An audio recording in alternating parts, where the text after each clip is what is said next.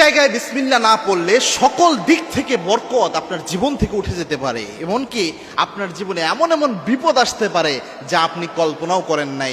এমনি সব জায়গায় সব ভালো কাজের শুরুতেই তো ন্যাচারালি বিসমিল্লাহ পড়তে হয়, এটা আল্লাহ রাব্বুল আলামিনের বিধান এবং এটা সুন্নতি পদ্ধতি। তবে মিনিমাম এই তিনটা জায়গায় বিসমিল্লাহ কখনো ভুল করবেন না। এই তিন জায়গায় বিসমিল্লাহ ভুল করার জন্যই বেশিরভাগ সমস্যা হয়। এই যে ফ্যামিলিগুলোতে এত বেশি সমস্যা হয় আর পারিবারিক যে কলহগুলো হয়, এটারও একটা অন্যতম কারণ হচ্ছে এটা। মনে রাখবেন বিসমিল্লাহ অন্য যে কোনো অন্যান্য সব কিছুর চেয়ে অনেক স্পেশাল একটা জিনিস। এবং আল্লাহ রাব্বুল আলামিন পবিত্র কোরআনে 114টা সূরার মধ্যে 113টা সূরাতে বিসমিল্লাহ দিয়েছেন।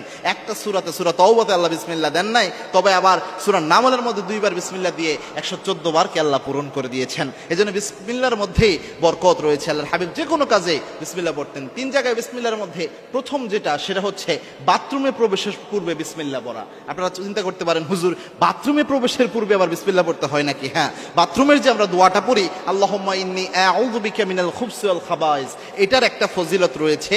আর আপনি যদি বিসমিল্লাহর সাথে পড়েন তাহলে আরেকটা ফজিলত রয়েছে। তিরমিজিতে হাদিসগুলো এসেছে।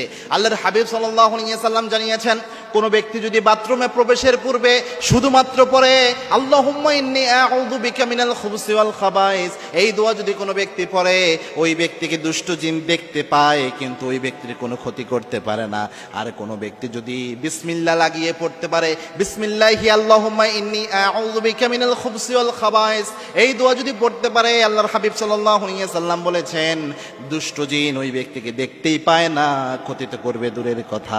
আল্লাহু আকবার। মানে বিসমিল্লাহর সাথে যখন আপনি দোয়াটা লাগাবেন, দুষ্ট জিন আপনাকে দেখতেই পারবে না। দুষ্ট জিনের মাঝে এবং আপনার মাঝে আল্লাহ রাব্বুল আলামিন একটা পর্দা সৃষ্টি করে দিবেন। আপনার সতর্কে দুষ্ট জিন দেখতে পারবে না, তখন কোনো ধরনের কোনো ক্ষতি দুষ্ট জিন আপনার উপর করতে পারবে না। এই জন্য ছোট্ট বাচ্চাদেরকেও, যাদের আপনাদের অ্যাটাচ বাথরুম রয়েছে, মনে রাখবেন অনেক সময় বাচ্চা কান্নাকাটি করে। অ্যাটাচ বাথরুম তো জিনের আখড়া, যে কোনো বাথরুম টয়লেটে জিন থাকেই, মাস্ট বি থাকে। এই জন্য চেষ্টা করবেন বাচ্চাদের ঘরে বাথরুমে প্রবেশ করানোর সময় প্রথমে এই দোয়াটা শিক্ষা দেওয়া, বিসমিল্লাহি আল্লাহুম্মা ইন্নী আউযু বিকা মিনাল খুবসি ওয়াল খাবাইস, এটা পড়ে তারপরে যেন প্রবেশ করে। 2 নাম্বার হচ্ছে খাবারের শুরুতে অবশ্যই বিসমিল্লাহ পড়বেন। খাবারের শুরুতে, খাবার পরিবেশন করার সময় অবশ্যই বিসমিল্লাহ, রান্না করার শুরুতে অবশ্যই বিসমিল্লাহ। মানে রিজিক যেটা আপনার ঘরে আছে, এই রিজিককে মূল্যায়ন করবেন আপনি বিসমিল্লাহ দিয়ে, এবং রিজিক খাওয়া শেষে আলহামদুলিল্লাহ দিয়ে। এই দুইটা জিনিস শুধু খেয়াল রাখবেন। মনে রাখবেন, রিজিকের যখন ভ্যালু দিবেন আপনি, রিজিককে যখন আপনি মূল্যায়ন করবেন, আল্লাহ আপনার রিজিকে বরকত কখনো কমাবে না, আর নতুবা আল্লাহ বরকত উঠিয়ে নেবে। এবং কি আল্লাহর হাবিব সাল্লাল্লাহু আলাইহি ওয়াসাল্লাম বলেছেন, যেই খাবারের মধ্যে বিসমিল্লাহ বলা হয় না, ওই খাবারের মধ্যে ইবলিস শয়তান শরীক হয়ে যায়। যেই কাপড় পরার সময় বিসমিল্লাহ পরা হয় না, ওই কাপড়ের মধ্যে ইবলিস শয়তান অংশগ্রহণ করে।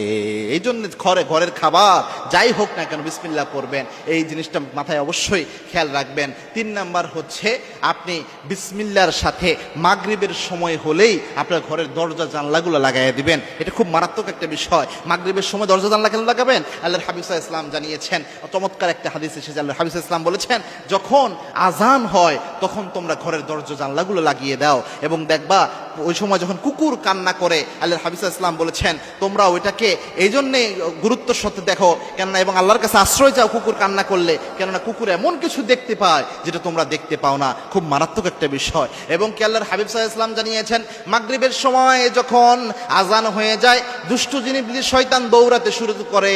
যেই ঘরের দরজা জানলা ফাঁকা পায়, ওই ঘরের মধ্যে ইবলিস শয়তান প্রবেশ করে ফেলে। এই জন্য যখনই মাগরিবের সময় হবে, পড়তে হবে বিসমিল্লাহি তাওয়াক্কালতু আলাল্লাহ, এটা বলে ওই সময় দরজা জানলা লাগিয়ে দিতে হবে। এটা খুব গুরুত্বপূর্ণ। এই 3 সময় অবশ্যই বিসমিল্লাহ পড়বেন। পাশাপাশি অনেক জায়গা রয়েছে, যেমন ঘর থেকে বের হওয়ার যাওয়ার সময় বিসমিল্লাহি তাওয়াক্কালতু আলাল্লাহ ওয়ালা হাওলা ওয়ালা কুওয়াতা ইল্লা বিল্লাহ, এই দোয়া তো অবশ্যই পড়বেন। এরপরে সব ভালো কাজের শুরুতে বিসমিল্লাহ পড়বেন। এগুলো তো আছেই, মিনিমাম এই 3টা জায়গা কখনো মিস করবেন না ইনশাআল্লাহ।